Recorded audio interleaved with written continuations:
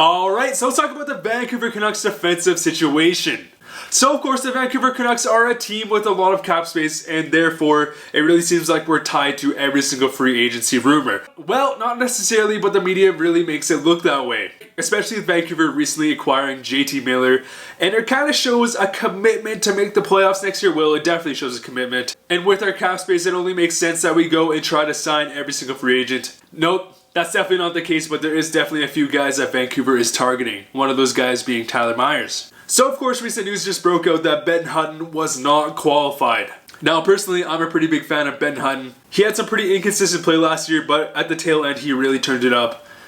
And was really looking like a solid, top 4 defenseman, if not top 6. Now, of course, everyone thinks that Ben Hutton is my brother, or that we are related in some way. And I'm just gonna say it, guys, we're related. No, I'm just joking, but I am a fan of Hutton. And even though we didn't qualify him, there's still a good chance and negotiate him with his UFA status and of course not his RFA status. Of course, Ben Hutton was signed to a pretty beefy contract considering his production, and of course the Vancouver Canucks were not a fan of his inconsistent play, and if he did go through arbitration, he would have most definitely gotten a pay raise. And because of that, the Canucks didn't really want to take a chance on arbitration and going through that process with Hutton.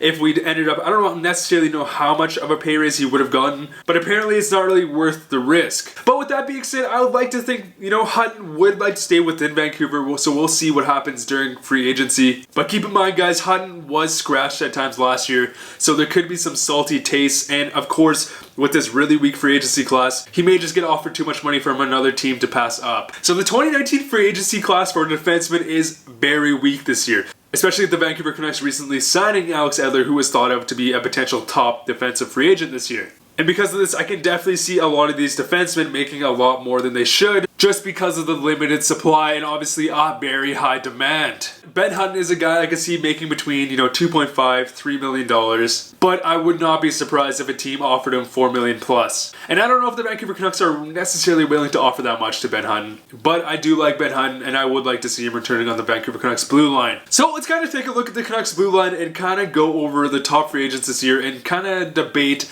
on what should we do. So on lefty, we have Edler, Hutton, Hughes. On right D, we have Tanev, Stetcher, and Schenn. And within the other category, we have Ulevy and Biega. And of course, we do have some other guys in our farming system, but not necessarily guys that I can see being, actual top 6 defensemen for next year. So look at this blue line, what do I think? Well, to be honest, guys, especially if we remove Ben Hutton from this lineup, Luke Schenn, we're not necessarily sure of what we're doing with Luke Schenn. This blue line is very weak. There needs to be big changes within this blue line if we expect to be a playoff contender within the next 3-4 years, especially with Alex Edler getting up there for age, mostly retiring in 2 to 3 years, and Chris Tanev being a big band-aid. Now, I do like Chris Tanev. I do think he is a good top 4 defenseman. He doesn't have a lot of offensive upside, but he is a very good defenseman. I do think a lot of his injuries have to do with the fact that we do overplay him so much. He shouldn't be playing top 2 minutes. He should be playing more of a bottom 4, if not bottom 6 role, and he would be doing wonders. Stetcher really turned up his game last year. I do like Stetcher a lot. He has a lot of heart and hustle and has just been getting better and better. And Travis Green, as of recently, has been giving him more responsibility. And hopefully he keeps developing and becoming a better defenseman, because I'm a big fan of Troy Stetcher. Quinn Hughes, of course, came in at the tail end of last year. He looked fantastic. I'm not necessarily saying he's going to be playing in the bottom 6. We'll see. I could definitely see him playing, hopefully, first-line power play minutes. And then we have Schenn, again, who we are unsure of, but he did have good chemistry with Quinn Hughes. And he also does provide a physical aspect that the Vancouver Canucks lineup is missing. And then, of course, we have Olli Juolevi and Biega. Olli Juolevi, I do think, is going to get, hopefully, a big opportunity to actually make a splash within the Vancouver Canucks lineup. Obviously, he got injured last year, so I don't know if he's going to be playing or starting in the AHL and then eventually getting called up. And then we have Biega, who of course is a big heart and hustle guy. Biega definitely does have some big holes within his game, but I do like him in that number 7 spot. So with that being said, let's take a look at some of the 2019 free agents.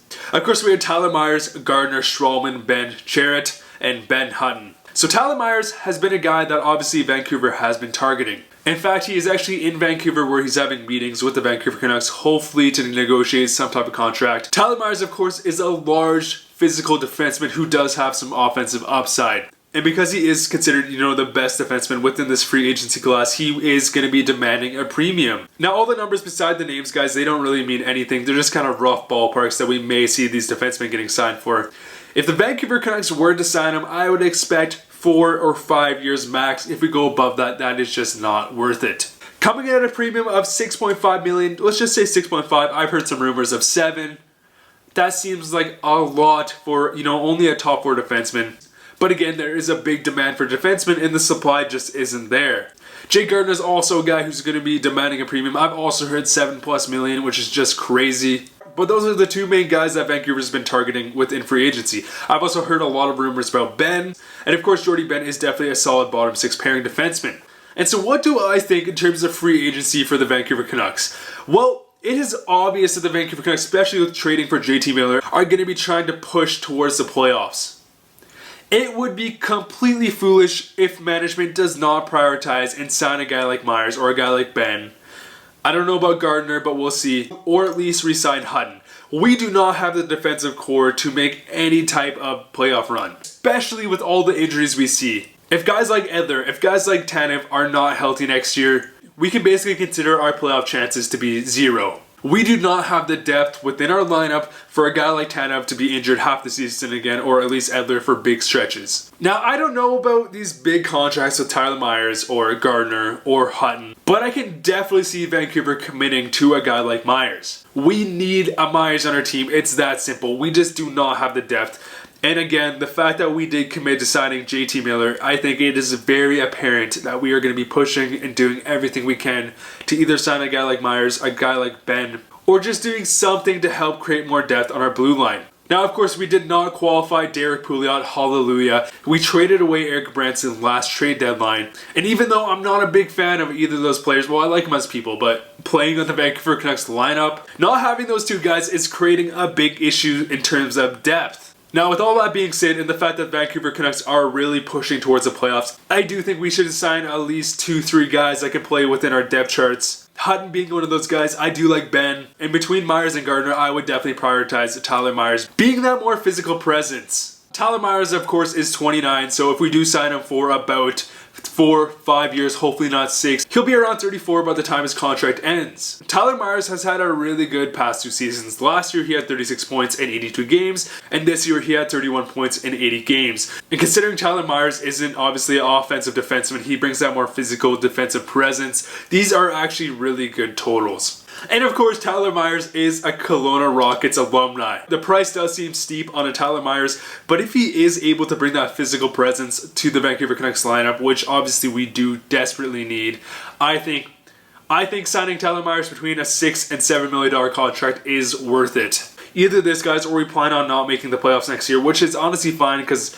building out some more prospect depth would be great. But it does go against everything that management's been trying to do, especially with signing JT Miller. So it just wouldn't make sense. And of course, if we did try to trade for a defenseman, we don't have a lot of assets that we'd be willing to trade out. So it would definitely make more sense to target a guy like Tyler Myers and to sign him in free agency, where we wouldn't have to pay a big premium. But anyways, guys, that's just my opinion. Hopefully I didn't ramble all over the place this video. Let me know what you guys think about Tyler Myers or Jake Gardiner or any of the other free agents within this class. Thanks for watching, guys. See you guys later.